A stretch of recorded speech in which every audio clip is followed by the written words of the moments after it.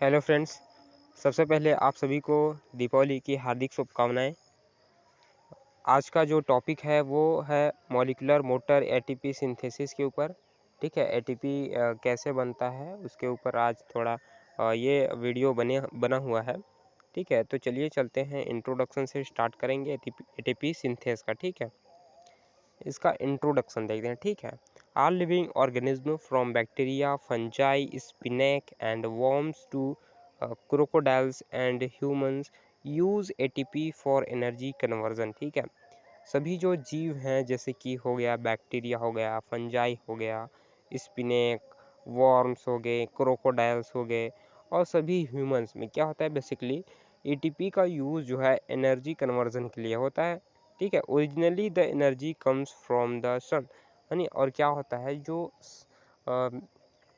Originally है ना, जो एनर्जी होती है वो आती है कहाँ से, सूर्य से आती है। ठीक है, plants capture it during photosynthesis and convert it to chemical energy as ATP. है ना, जो प्लांट्स होते हैं वो क्या करते हैं, सन से सनलाइट को कैप्चर करते हैं it during photosynthesis and convert it to chemical energy as ATP. और ये जो एटीपी कन्वर्सन की जो प्रक्रिया होती है वो किसके द्वारा होती है, वो होती है फोटोसिंथेसिस यानी कि प्रकाश संश्लेषण की प्रक्रिया, पौधों में होती है ना। और क्या होता है, वो कन्वर्ट करता है केमिकल एनर्जी एज एटीपी के रूप में। ठीक है, using this energy plants produce carbohydrate, है ना। और इस एनर्जी का उपयोग करके जो प्लांट्स होते हैं वो क्या प्रोड्यूस करते हैं, कार्बोहाइड्रेट प्रोड्यूस करते हैं, fats and protein which are eaten by animal and human beings. है ना, जो कार्बोहाइड्रेट, फैट्स और प्रोटीन हैं वो किसके द्वारा ईटन किए जाते हैं, ह्यूमन बीइंग के द्वारा, और एनिमल के द्वारा उसको क्या किया जाता है, उसका यूज़ किया जाता है। ठीक है, इन metabolism the food is broken down and the energy released is used to make ATP। क्या होता है ना, हमारे अंदर जो जीव हैं उनमें क्या होता है, मेटाबॉलिज्म की क्रिया होती है। ठीक है, तो जो फूड होते हैं वो ब्रेक डाउन होते हैं और एनर्जी क्या होती है, रिलीज होती है टू मेक एटीपी। ठीक है, energy is inter converted between various form. जो एनर्जी होती है वो इंटर कन्वर्टेड होती है बहुत सारे फॉर्म में। ठीक है, ATP is an energy currency, और एटीपी को एक और नाम से भी जाना जाता है, वो है क्या, एनर्जी करेंसी के रूप में भी जाना जाता है एटीपी के। ठीक है, ये रहा इसका इंट्रोडक्शन। अब आते हैं एटीपी टॉपिक पे। ठीक है, ATP is the most commonly used energy currency. ठीक है, एटीपी जो है मोस्ट कॉमनली यूज होता है एनर्जी करेंसी के रूप में of cells from most organism. है ना, जो कोशिका है उनमें बहुत सारे जीव हैं, उनमें कॉमनली ये क्या होता है, यूज होते हैं। It is form from adenosine diphosphate ADP and inorganic phosphate. ठीक है, ये किसके द्वारा बनता है, जो एडिनोसिन डाईफॉस्फेट होता है, जो फॉस्फेट के दो मॉलिक्यूल होते हैं डाईफॉस्फेट। ठीक है, एंड इनऑर्गेनिक फॉस्फेट जिसको पीआई भी बोलते हैं, एंड नीड्स एनर्जी। ठीक है, the overall reaction sequence is ADP plus pi यानी कि इनऑर्गेनिक फॉस्फेट। उसके बाद बना कि हमारा क्या, एटीपी और इनऑर्गेनिक फॉस्फेट जब मिला वो उसके बाद एटीपी हमको प्राप्त हुआ। ठीक है, where ADP and Pi are join together by ATP synthase. है ना, जब एडीपी और इनऑर्गेनिक फॉस्फेट कंबाइन होंगे, ज्वाइन होंगे, तो हमको क्या प्राप्त होगा, एटीपी हमको प्राप्त होगा।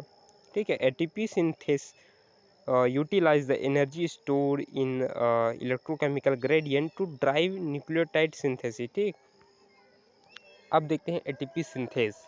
ATP synthase also called F0F1 ATP ATPase is the universal protein that terminates oxidative phosphorylation by synthesizing ATP from ADP and phosphate। ठीक है, ATP synthesis is one of the most important enzyme found in mitochondria of the cell। ATP synthesis में जो है एक बहुत ही important enzyme वहाँ पर पाया जाता है in the mitochondrial of the cells. है नहीं, सेल की जो माइटोकॉन्ड्रिया होती है वहाँ पर पाई जाती है। ठीक है, अब ये कीमो ऑस्मोसिस का ये जो है प्रोसेस है, देखिए ये थायलाकोइड सन प्रोटॉन पंपिंग हो रहा है यहाँ पर।